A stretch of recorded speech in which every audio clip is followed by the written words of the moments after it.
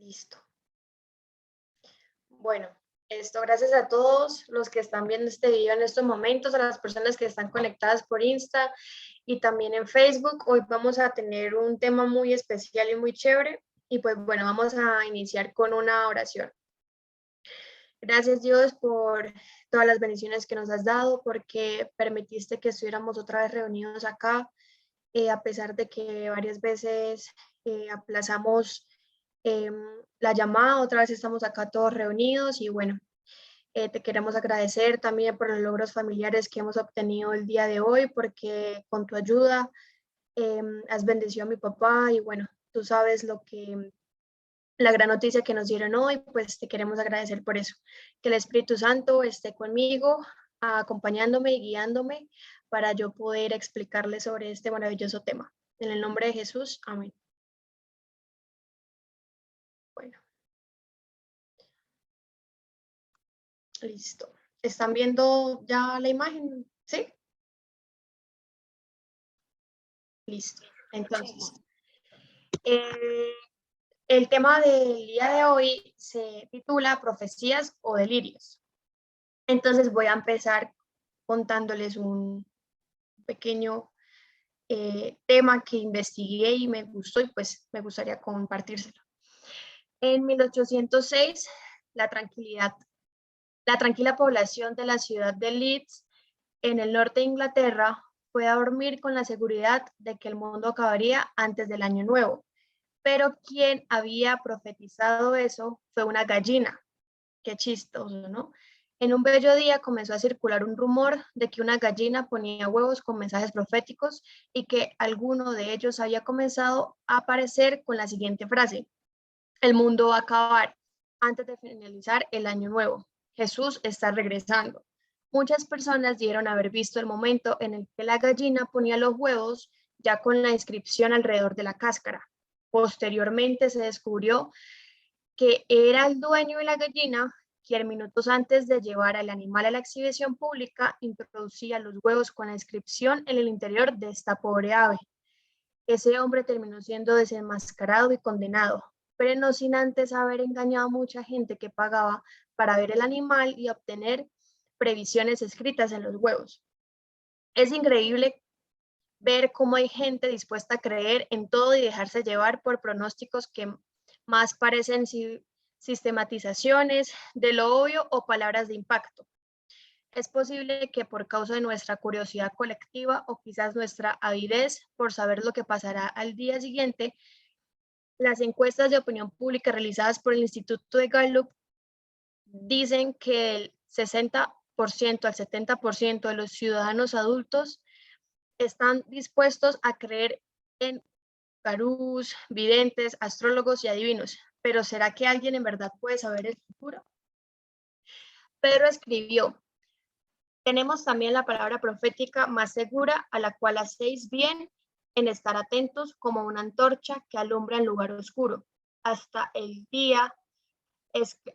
día esclarezca y el lucero de la mañana salga en vuestros corazones.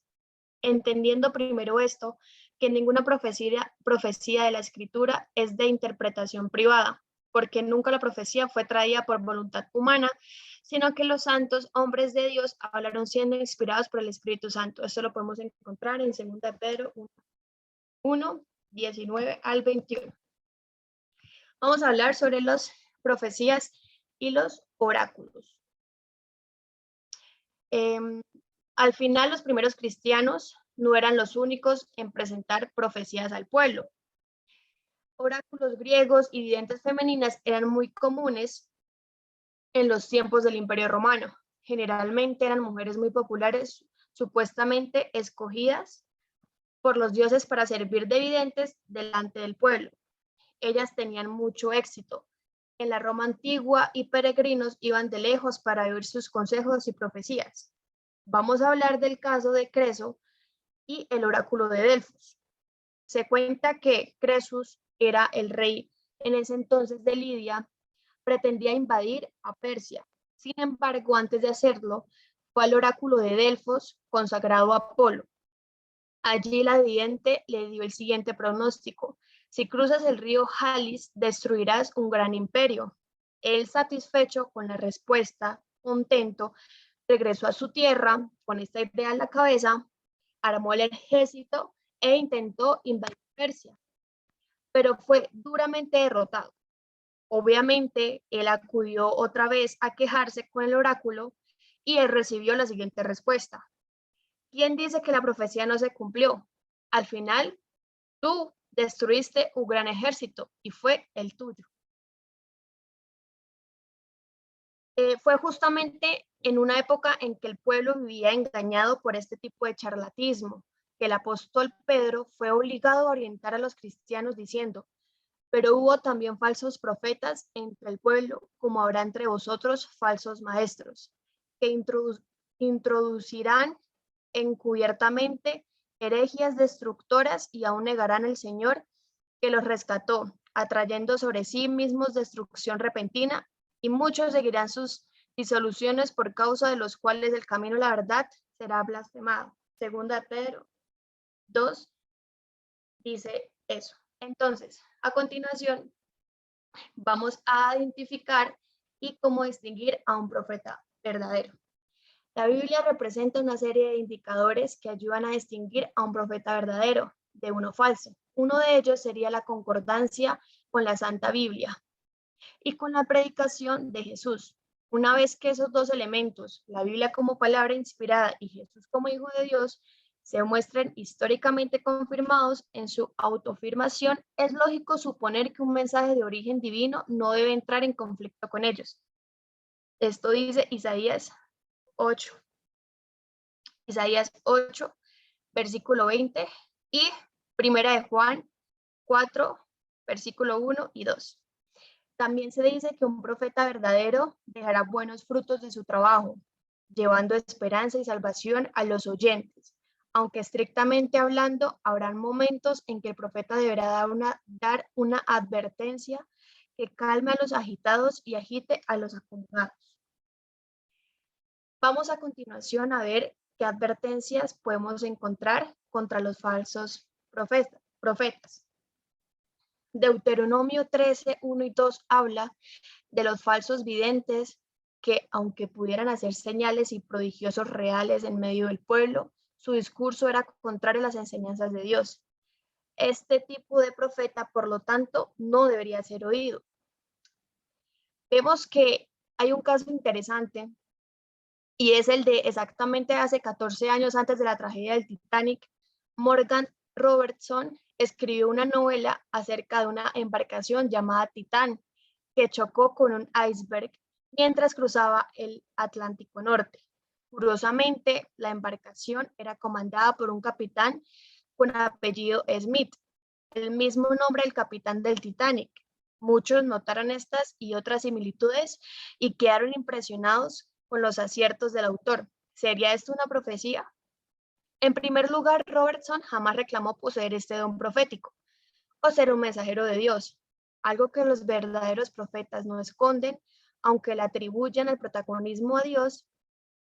El libro de Robertson presentó de hecho algunas coincidencias. Sin embargo, el número de divergencias es muchas veces mayor, en que nuestro inconsciente esté acostumbrado a ver patrones en las cosas y observamos con más facilidad las semejanzas y prestamos poca atención a las diferencias. De cualquier forma, estos elementos ya son suficientes para decir que el libro de Robertson no era una obra profética.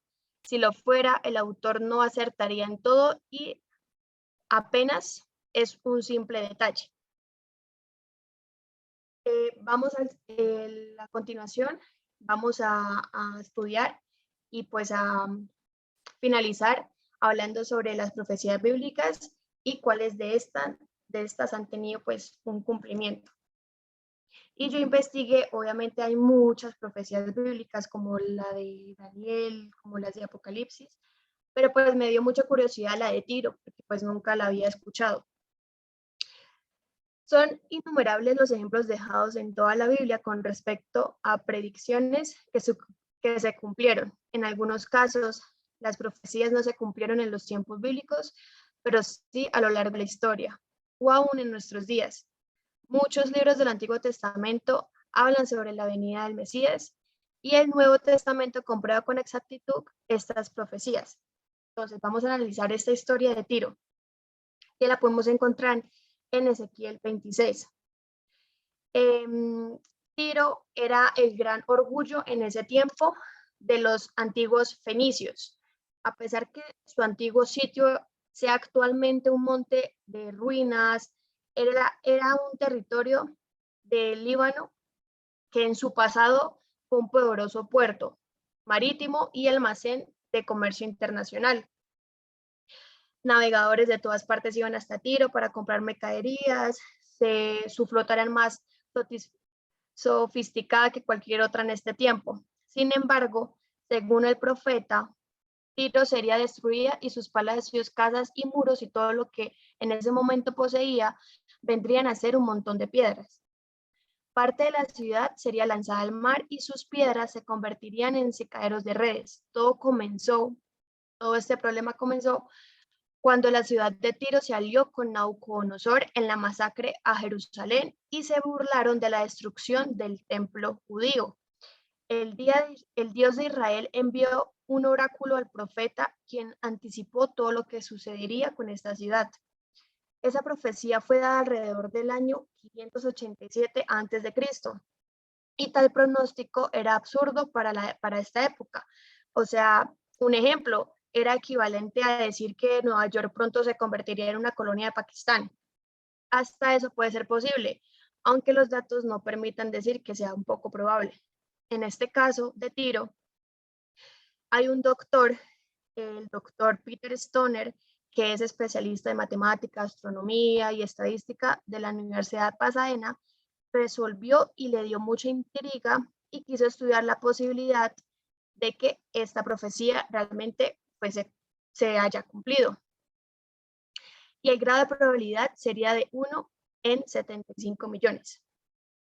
Entonces, él observó perfectamente cómo se cumplió toda esta profecía, porque después de un tiempo de prosperidad y precisamente en el año 572 a.C., Tiro cayó en manos de Nabucodonosor.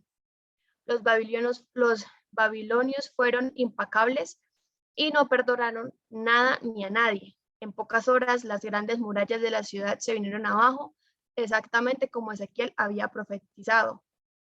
La ciudad, sin embargo, todavía permaneció de cierto modo operando hasta que aproximadamente después de 250 años, después del ataque de los babilonios, seguidamente se cumplió la segunda parte de la profecía.